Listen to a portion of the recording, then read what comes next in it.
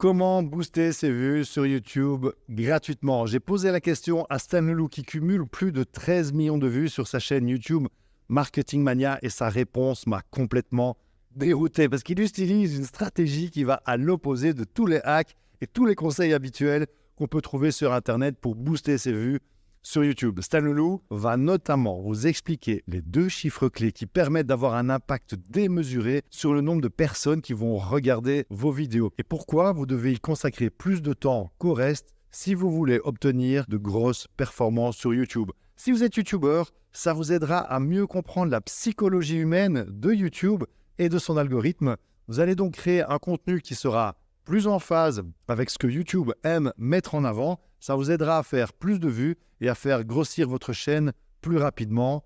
On attaque. Stan Leloup est l'auteur du livre Votre empire dans un sac à dos. C'est le créateur de Marketing Mania, 300 000 abonnés au compteur et 13 millions de vues cumulées. S'il y a bien une chose que Stan Leloup a réussi, comme tous ceux qui cartonnent sur YouTube, c'est d'avoir mis en place une stratégie très précise pour faire des vues sur YouTube. Vous allez voir que rien n'est laissé au hasard. Stan va vous expliquer la stratégie qu'il utilise. On y va! En gros, il y a 2 stratégies principales que tu peux suivre sur YouTube. Il y a la stratégie de faire du référencement, donc de faire probablement un grand volume de contenu avec des vidéos qui sont axées sur des mots-clés pour apparaître dans les recherches, soit sur le moteur de recherche YouTube en lui-même, qui est le 2e plus gros moteur de recherche au monde, soit sur Google, qui est bien sûr le premier le moteur de recherche, et sur lesquels les vidéos vont souvent être bien mis en avant. Donc cette stratégie de référencement, c'est une stratégie qui est valide. Donc ce que tu vas faire, c'est que tu vas chercher différents mots-clés, tu vas créer des vidéos qui répondent à ces mots-clés, et tu vas te positionner sur ces recherches. C'est pas du tout la stratégie que moi j'utilise. Moi j'ai une stratégie qui est une stratégie d'être dans les recommandations, donc les mots-clés, ça ne m'intéresse pas. Ce qui m'intéresse, c'est de faire des vidéos qui vont être recommandées par l'algorithme de Google, soit sur la page d'accueil, donc quand tu tapes youtube.com, tu as des vidéos qui te sont recommandées, et si tu es connecté, c'est des vidéos qui sont recommandées par rapport à toi en tant qu'individu, par l'algorithme, soit sur la barre latérale, donc quand tu regardes une vidéo, tu as sur la barre latérale des recommandations qui peuvent être proposées sur lesquelles tu peux cliquer. Donc moi, ma stratégie, c'est d'être dans ces recommandations. Maintenant, il faut que tu comprennes, bien sûr, comment est-ce que cet algorithme fonctionne pour te proposer des recommandations. L'algorithme essaie de te proposer des vidéos qui vont t'intéresser, que tu vas regarder, qui vont te plaire. Comment est-ce qu'il estime si les vidéos ont des chances de te plaire? C'est par rapport évidemment aux vidéos que tu as déjà regardées, par rapport aux gens qui sont similaires. Quelles sont les vidéos sur lesquelles tu as des chances de cliquer? Et quelles sont les vidéos que tu as des chances de regarder pendant longtemps et ensuite avoir un engagement positif avec cette chaîne, que ce soit regarder d'autres vidéos, t'abonner, liker, laisser un commentaire, etc. Mais grosso modo, les 2 chiffres clés que moi j'ai regardés sur les vidéos, c'est numéro 1, le taux de clic. Est-ce que quand les gens voient cette miniature et ce titre, ils cliquent dessus? Parce que plus les gens cliquent dessus, plus YouTube va le recommander à de nouvelles personnes. Et à la durée de visionnage, est-ce que les gens regardent la vidéo jusqu'au bout?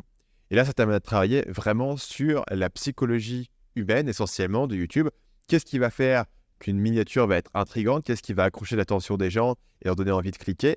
Et deuxièmement, qu'est-ce qui va faire que ton contenu va être intéressant et va donner envie aux gens de regarder? Et c'est pour ça que récemment, si on regarde la chaîne YouTube Marketing Mania, qui est ma chaîne, j'ai été de plus en plus sur des vidéos qui sont assez longues, qui vont pousser les 20 minutes, les 30 minutes. J'ai une vidéo qui fait près d'1 heure l'année dernière, qui a fait 190 000 vues. Et je vais aller pousser cette durée plus longue parce que, à mon sens, c'est des vidéos qui ont tendance à bien fonctionner tant qu'elles restent intéressantes. Et c'est là où est le vrai challenge. Parce que, comme elles sont longues, tu as une bonne durée de visionnage. Si en plus j'apprends à faire des bonnes miniatures, j'ai un bon taux de clic, une grosse durée de visionnage. Les gens qui regardent une vidéo ont tendance à en regarder plusieurs et à entrer dans une boucle sur ma chaîne. Et c'est comme ça que tu vas pouvoir vraiment avoir des vidéos qui ont des grosses performances. Ok, mais donc tu n'utilises, mais ça je l'avais remarqué, absolument pas le référencement sur YouTube, alors que quand tu as démarré, enfin, on dit souvent qu'en dessous de 10 000 abonnés, le référencement, c'est ce qui va te permettre d'être découvert. Parce qu'au début, tu te bats un peu avec tes propres armes. Et donc, avant d'être vraiment dans les suggestions de vidéos, c'est pas évident. Donc, toi, le référencement, c'est quelque chose... Dès le début, tu t'es dit, je vais pas aller sur ce terrain-là? Ouais. Ok. Et alors, comment tu fais pour vraiment savoir par rapport à ton taux de clic et par rapport à tes durées moyennes de visionnage, le taux de clic, tu vas dans tes statistiques et tu regardes quelles sont les vidéos qui ont le meilleur taux de clic, par exemple? Tu peux le voir, il te le montre. Et À l'origine, YouTube te le montrait pas, donc te montrait pas le taux de clic sur tes vidéos. Ils ont commencé à le montrer, je pense, il y a 1 an et demi, ils ont commencé à le montrer, donc tu peux le voir. Après, il faut comprendre que le taux de clic en tant que chiffre en isolation, il faut le contextualiser. C'est-à-dire que plus une vidéo va être montrée à un nombre de gens, plus son taux de clic va diminuer. Mais fondamentalement, moi, je regarde effectivement le taux de clic sur une vidéo, notamment sur le début, parce qu'au début, une vidéo va surtout être montrée à mon audience, donc c'est pas encore biaisé. Alors que si une vidéo fait 1 million de vues, elle a été elle a été imprimée peut-être 10 ou 15 millions de fois sur YouTube, donc forcément, le dénominateur est beaucoup plus fort. Donc je vais commencer par regarder le taux de clic au départ, voir si c'est plutôt autour de 1,5% ou 5%. Ça fait une grosse différence. Et la durée de visionnage, évidemment. Tu regardes la durée de visionnage d'une vidéo, comprendre si je suis plus autour de 7 minutes ou autour de 12 minutes. Et ça, c'est pareil, ça va faire des grosses différences. D'accord. Alors donc, à partir du moment où tu analyses ça, tu essaies de te dire, OK, ces vidéos-là ont un très bon taux de clic. Est-ce que tu essaies de recommencer alors le même genre de contenu en te disant ça marche bien? Ou alors ces vidéos-là ont un très bon durée moyenne de visionnage. Et bien donc, c'est que ma structure est bonne. C'est que justement, j'arrive à, comme tu expliques souvent, utiliser le système des obstacles pour justement emmener les spectateurs dans une aventure intellectuelle. C'est des paramètres que tu tiens en compte quand tu commences à écrire tes scénarios? J'ai été en compte, mais je suis pas un obsessionnel des analytics. J'aime bien regarder ce qui performe sur les vidéos et j'aime bien lire les commentaires pour comprendre qualitativement ce qui a intéressé les gens plus ou moins. Et j'aime bien de temps en temps regarder là où est-ce que les gens, je les perds dans la vidéo. Donc, sur les vidéos YouTube, tu as une courbe de l'attention des gens, Ouais. mais je ne prends pas énormément de décisions basées sur ces chiffres-là. Je dirais que les décisions, c'est plus au niveau de l'écriture, par exemple, de mon script.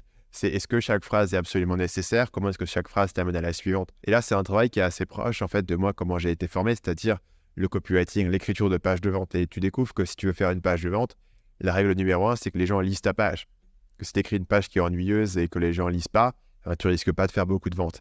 Et donc, tu réfléchis comment est-ce que chaque phrase t'amène à la suivante, comment est-ce que tu maintiens l'attention des gens, comment est-ce que tu crées une curiosité, comment est-ce que tu crées une envie de voir la suite. Et c'est à cette réflexion-là que je vais avoir à chaque fois que j'écris la vidéo, dans mon écriture, dans mon accroche. Tu vois, ce matin, j'ai prévu de faire une vidéo pour la sortie de mon livre et j'ai une bonne structure pour la vidéo, mais je trouve que mon accroche actuelle est pas bonne. Et en fait, du coup, j'ai été bloqué pendant un moment sur la vidéo où je me dis quelle est la bonne accroche. Et je vais pouvoir passer beaucoup de temps à chercher la bonne accroche, à chercher la bonne manière d'entrer dans la vidéo, parce que je sais que ça va avoir un impact démesuré sur le nombre de personnes qui vont la regarder, parce que si les gens partent dans les premières minutes parce que ton accroche est faible, ça va faire du mal à la performance de la vidéo, versus si ton accroche est extrêmement forte, les gens pourront rester 5 à 10 minutes juste pour savoir le fin mot de l'histoire. Et donc, du coup, tu vas pouvoir les accrocher. Et puis, si le reste de ton contenu est intéressant, ils vont rester jusqu'au bout de la vidéo. Et ça, du coup, ça se transmet. L'extension de l'accroche, c'est la version la plus purifiée de ça. C'est évidemment la miniature et le titre. Quelle est l'expression en quelques mots, parce que c'est ce que tu as dans le titre et dans la miniature, et en une image, l'expression de l'accroche et de pourquoi est-ce que les gens devraient regarder la vidéo.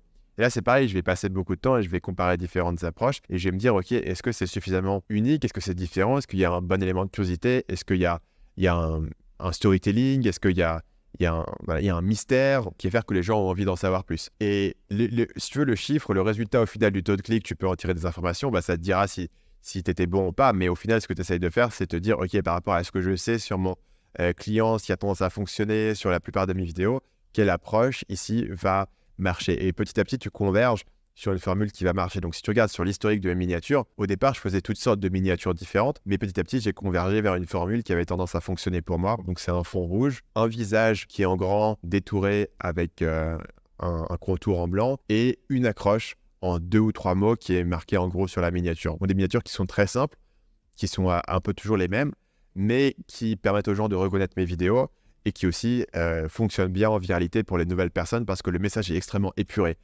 Mais ça veut dire que je vais passer beaucoup de temps à sélectionner les 3 mots qui vont être placés sur ma miniature parce que je sais qu'ils peuvent avoir un impact démesuré sur la performance finale de la vidéo. Génial. Mais donc, ça veut dire que, pour ce résumé, tu n'utilises absolument pas la technique d'acquisition de trafic par le référencement. Donc ça, c'est quand même déjà une position en se disant que YouTube est le 2e plus gros moteur de recherche au monde. C'est quand même déjà incroyable de se dire que tu t'es lancé là-dedans. Et puis alors après, donc pour toi, ça va être vraiment l'enjeu, ça va être d'accrocher avec une miniature qui est vraiment qui donne envie de cliquer, ou en tout cas qui permet de te reconnaître, et puis après qui donne envie de cliquer avec les mots que tu vas placer dessus. Et puis alors après, donc un contenu qui va coller tes spectateurs un maximum de temps sur ta vidéo pour augmenter ta durée moyenne de visionnage. À bientôt, ciao!